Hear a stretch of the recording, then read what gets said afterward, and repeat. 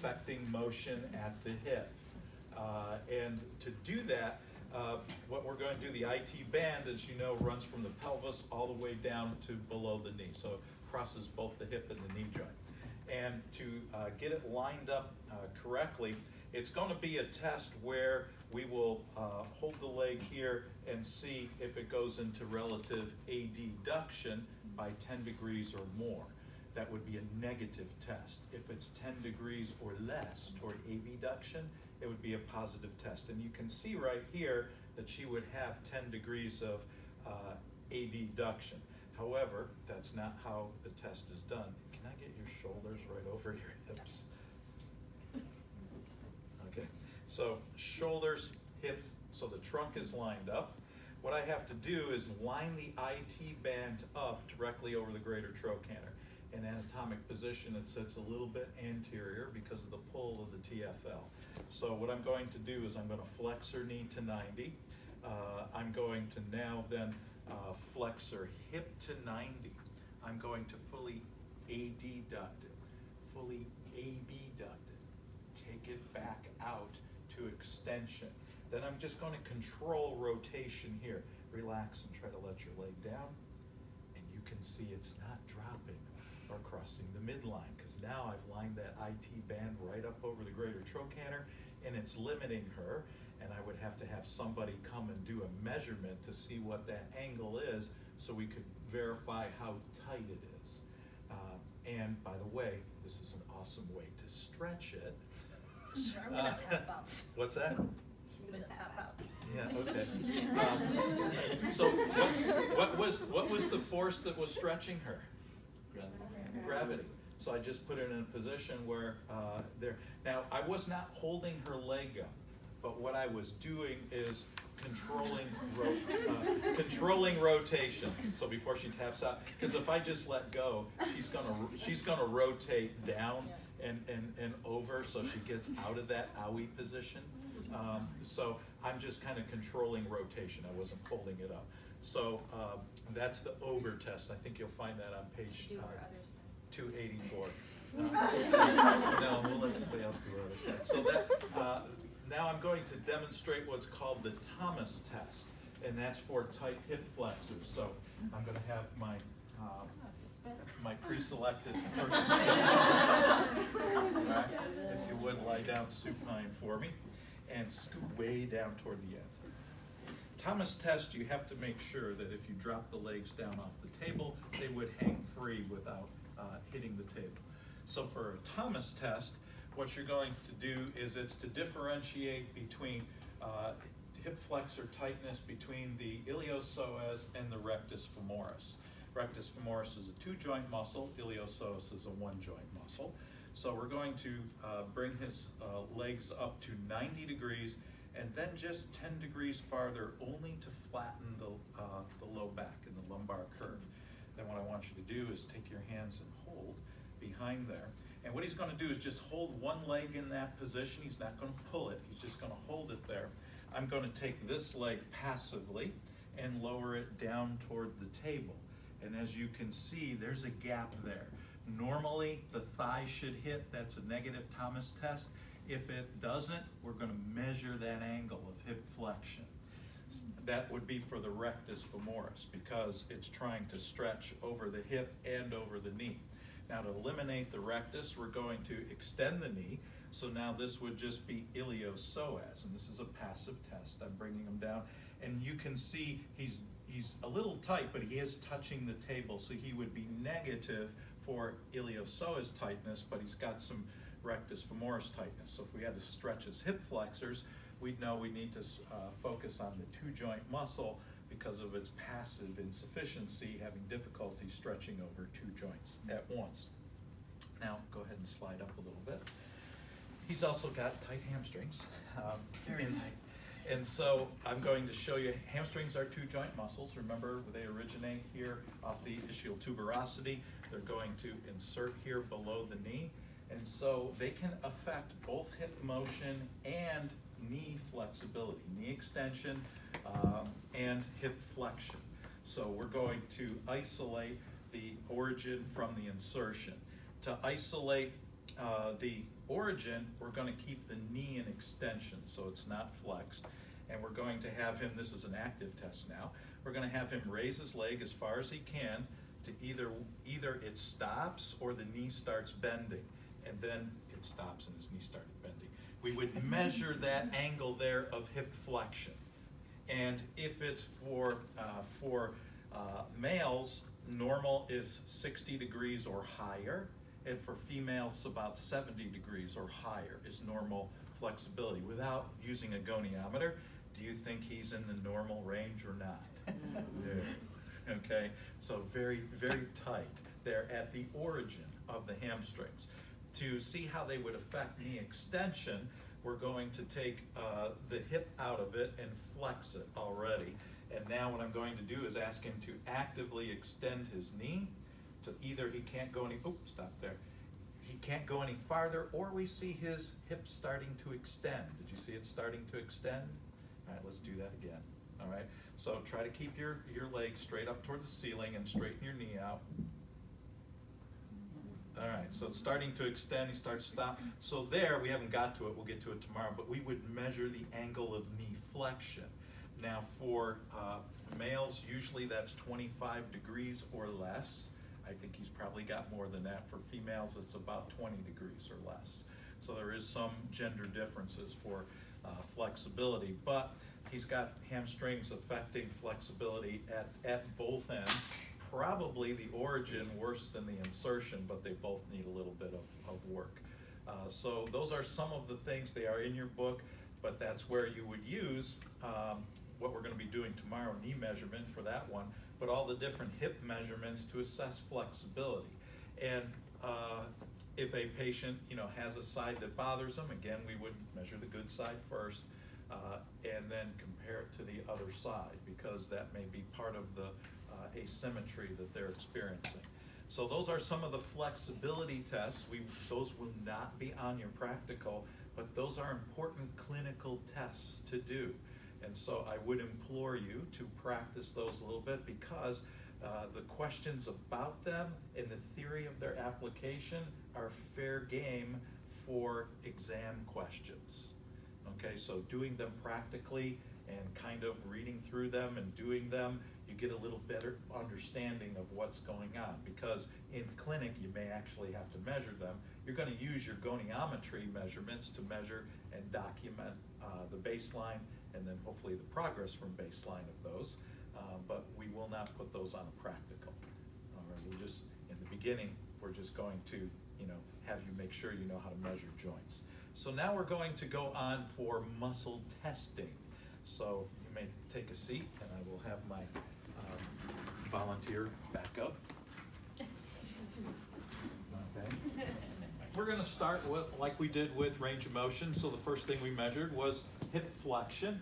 So for manual muscle testing, she's going to be in sitting. And what we can do is, what do we have to do first? What's the first grade we want to see if she can do? Okay, and that's moving against gravity. So can you take this leg and lift it up toward the ceiling? Okay, good. All right, and drop it down. Can you do the other leg? Okay, good. All right, so we've screened both. We don't have to do, in goniometry, it's a little tough to do this easily, one side then the other, because you have to flip around. But manual muscle testing, pretty easy to do one side and then the other for comparison. So where do I need to go with my resistance, up or down? Up, okay, because she demonstrated. Now, the stabilizing position is she's going to be seated and holding onto the table. So she's going to self-stabilize with this. So go ahead and grip. And if I'm going to stabilize anywhere, I'm going to stabilize on the trunk. So raise your leg up toward the ceiling. Hold there. Don't let me push it down. Ready? Hold. 1001. Ooh. So what did that grade demonstrate? Give. So that would be a 4, cardinal number. It didn't hold. So if it held for a count of, and these are, when we're testing lower extremity muscles, you didn't see her walk in with an assistive device.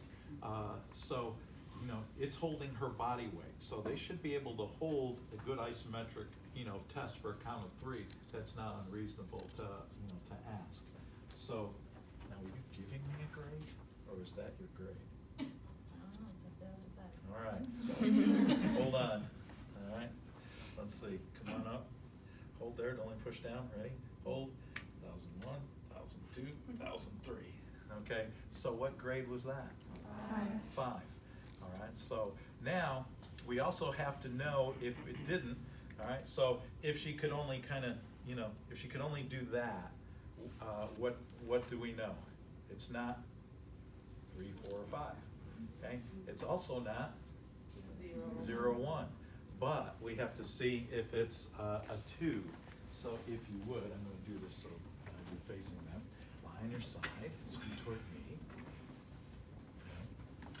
So we would have to, she was sitting on the table with her knee bent. So I'm going to have her lying on the table with her knee bent. And so flexion would be this direction. So what I'd like you to do is, can you pull your leg forward for me? And relax.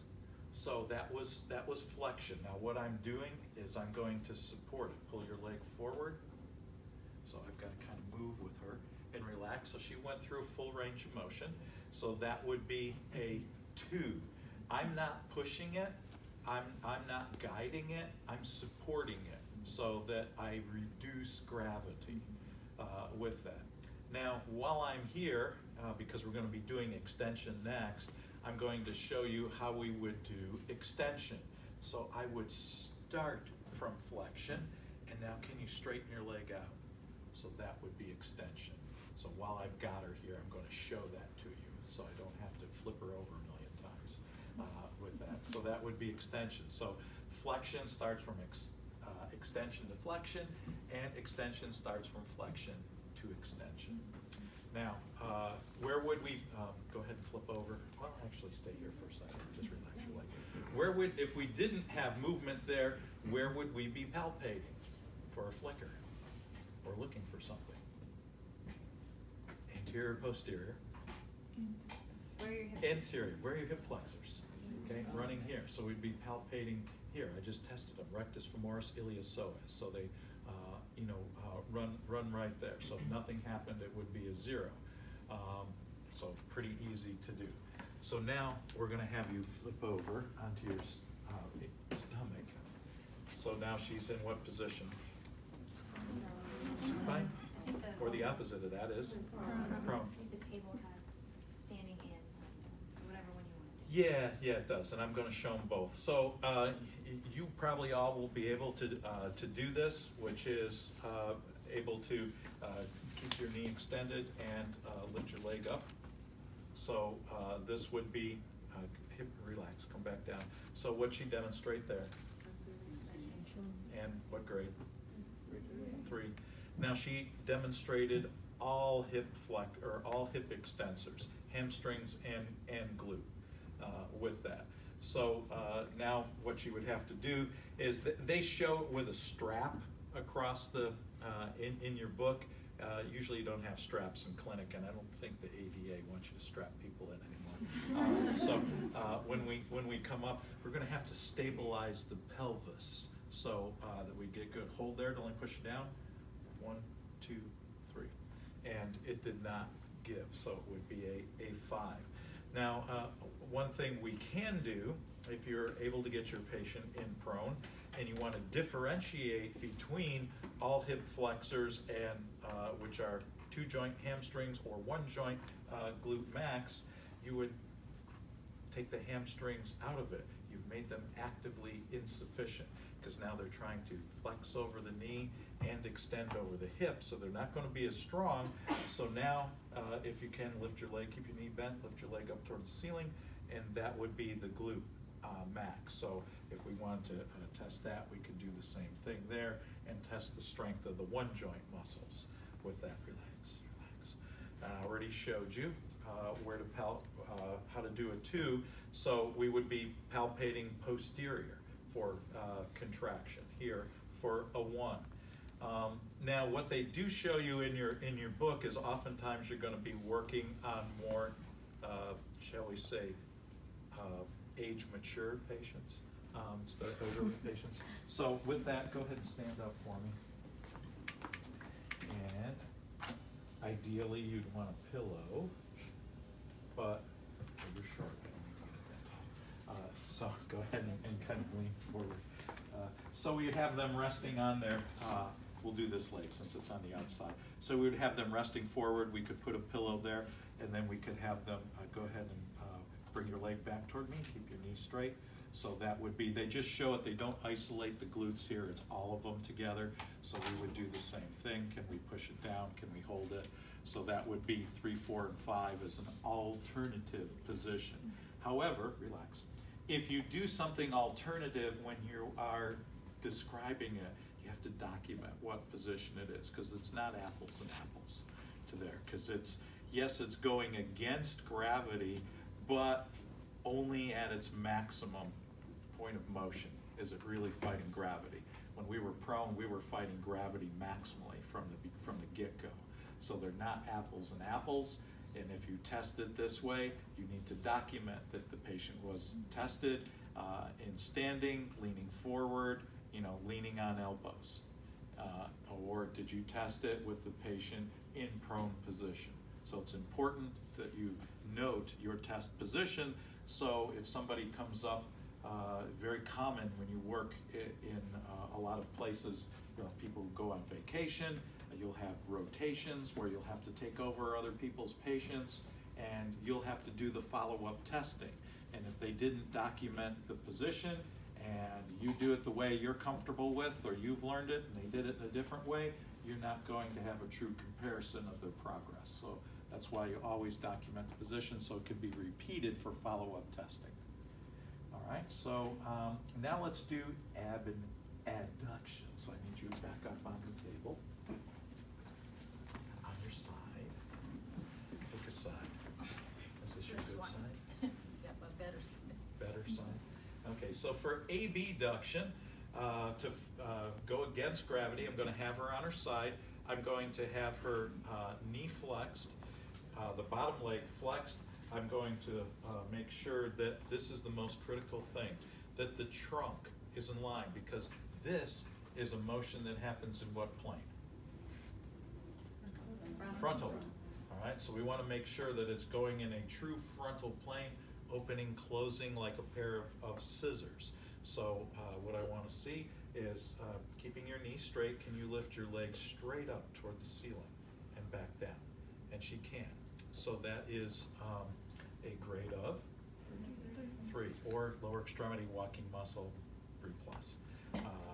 So now to stabilize, we're going to stabilize here on the trunk, and I'm going to have her come up again, and my hand's going to be proximal to her knee to push down. Don't go below the knee, you can strain the knee joint. So we're trying to test hip muscles here. So come up, hold there, don't let me push it down. Are you ready? Mm-hmm. Hold, 1,001, 1,002, 1,003. She's cheating, okay? And, what did she do? She rolled toward me. So what is she using now? Anterior hip muscles, because she's weak. Relax, relax, relax, relax, relax. Okay, we'll hold it there forever. So that's a cheat. So I cannot give her a grade of 5, even though she held, because I wasn't there. I may need help stabilizing. All right, so let me see if I can keep her from cheating. Ready? Hold. All right, she gave. All right, and that's because I isolated the glute medius. And those who have a weak glute medius are really good at cheating. Okay, so that's one of the cheats you watch for. They'll roll towards you, and that's going to use another cheat is she would have pointed her toes toward the ceiling. Same thing, brings in those muscles. And another cheat, sometimes they will try to use the stronger posterior muscles. So she may have gone that way and tried to use more of the glutes. Another cheat is they will flex forward before they lift, and that brings in more of the TFL. So we want to make sure we are testing this right in a straight coronal plane without any variation, because you can see if I just allow her to do this, a little forward flexion and a little roll toward me, hold there, let me push it down, hold, hold, hold. I can't do it, okay, because she's cheating. But when I put her in the right position and made her hold, ready, hold, right down, okay? And you have to lean body weight on these. These are, relax. This is the most important muscle for gait. And this is why you really need to make sure you're doing it.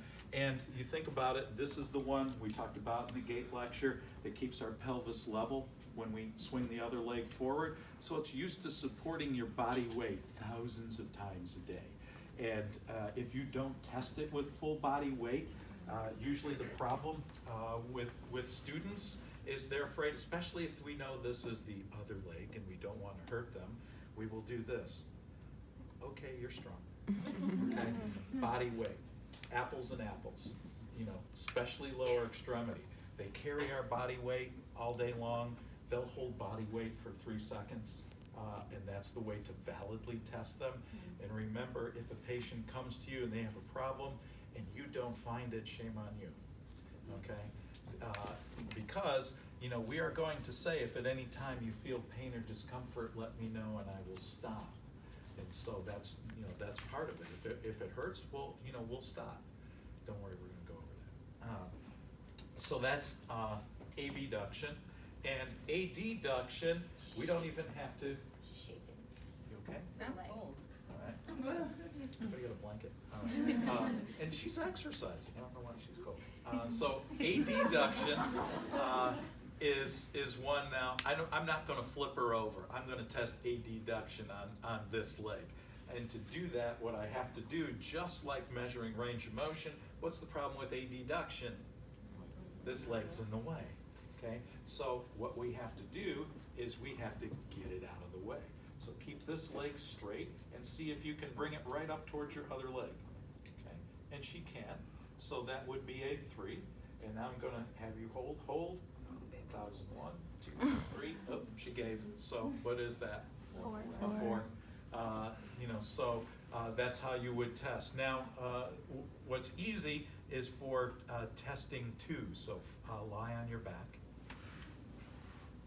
Okay. So here's one thing. If we measured range of motion, what do we already know? If she's a 2 or not. Because 2 would be, can you slide your leg out? That's gravity reduced. Now, why it's gravity reduced is what's providing resistance? Gravity and friction, okay? But this is what's called gravity reduced. Can they slide out? And if we move this other leg out of the way, okay, can you slide across? So that would be 2 for abduction. You know, the abductors are over here to palpate, and the adductors on the inside of the leg to palpate. If nothing's happening, then it's a, and sometimes what'll happen is they will try to do it by just doing that. That is not abduction. What is that? Lateral rotation, okay? Or if they're trying to adduct and they get this, that is internal rotation. That is not. So if the leg just stays still and they're using other muscles to substitute, and you don't feel them using the correct muscles, you can't give them, you know, a grade of 1 because it's not happening, or 2. All right, what do we got left? Rotations? Okay, so have a seat. I'm going to need somebody to stool with me. All right, so position. So we're going to make sure that you know, leg's nice and parallel, and we measured range of motion, so what do we already know? She's a 3, okay? So we have to apply resistance if she's a 3. So I'm going to bring your leg out toward me. Hold it there. Don't only push it in. Hold. 1, 2, 3. So which motion was that? Internal rotation. Right. Go the other way. Hold it there. Don't only bring it down. Ready? Hold. 1, 2, 3.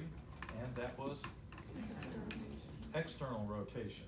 Now, there is a couple different ways that they will assess for a 2. Which way did we decide we were going to use? Do you remember? Is it supine just like I had her, or do we do it with the hip flexed? In Clarkson, it's with this. Okay, all right. So, I need to lie supine. So, with Clarkson, we're gonna recreate the position she was just in, and we're going to support here and ask her if she can turn her leg out, which would be? Okay, and turn your leg in.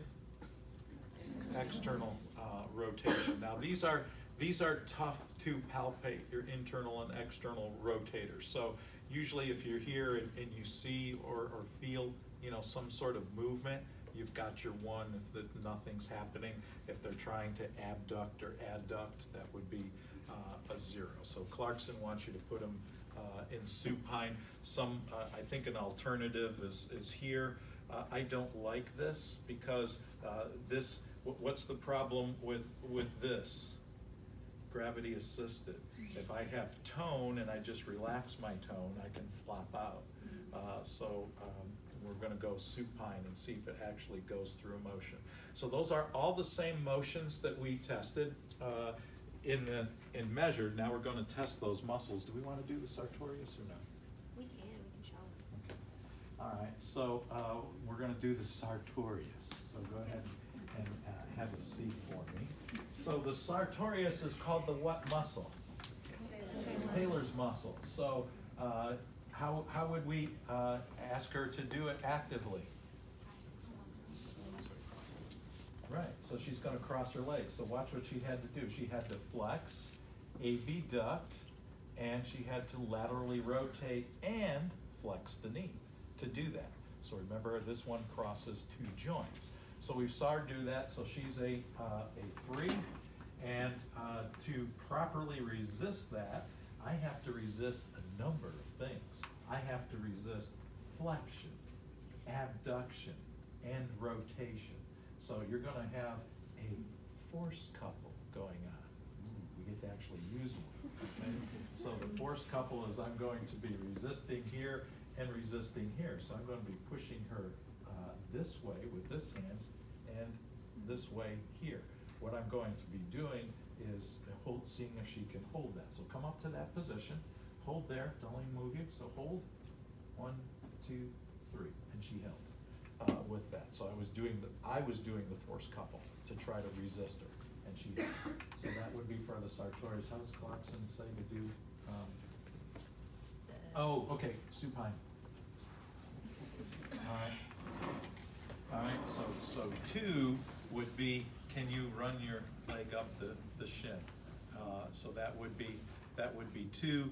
Of course, 1 would be to see if we can see that sartorius. Remember, it goes from the anterior superior iliac spine over to the pes anserine, so it's going to go across that. So if we ask them to do that, we want to be looking for a palpable flicker here. And if that doesn't happen, it would be a 0.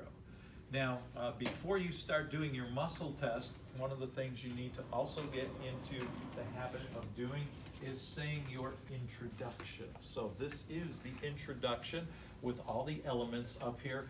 We encourage you to take a picture of it on your phone so that it becomes your mantra. So the introduction, they just changed again the name of our campus, the new logo, and the new way we refer to it, because as you know, we're going to be moving across the bay sometime next year, it's the Tampa Bay Regional Campus of Nova Southeastern University. I abbreviated it, you have to say it. You can't say NSU, they won't know what you're talking about. So you would say, hello, my name is, whatever your name is, I am a student at the Tampa Bay Regional Campus of Nova Southeastern University. So you've identified, who you are and that you're a student and what college you're affiliated with. And then you would say for cultural sensitivity, and how would you like me to address you today? And if they say, Mary's okay or Bob's okay, then what you want to do is respond to them right away with that and say, the rationale. Bob, well, today you've come in because you have some, problems and weakness in your leg, and we're going to, implied consent, we're going to do some tests and measures to see how well you can move your good side and then compare it with your other side so that you can rationale. So that you can do the things that you need to do to get better. Yeah, so any way you want to couch it, things you can do to improve your function, your ADLs, we don't want to say ADLs, but your daily function is a way of layman terming it. And then the last thing, for safety, we have to provide for safety. If we have to make sure they say okay. You always have to say, is that okay? So that's implied consent. If they nod or say okay, then you have their implied consent. They didn't tell you, no, I didn't agree to that. Okay, so the last thing is, if at any time you have any pain or discomfort, let me know and I will stop. And please do, if they have it, don't keep pushing with that. So those are the things that you have to kind of get in your intro. So, it'll get better the more you practice it. You won't even have to think about it because it'll become your own, you'll own it. Before you do your muscle tests, which we're gonna be doing now for about the next hour, is do an introduction. Yes? I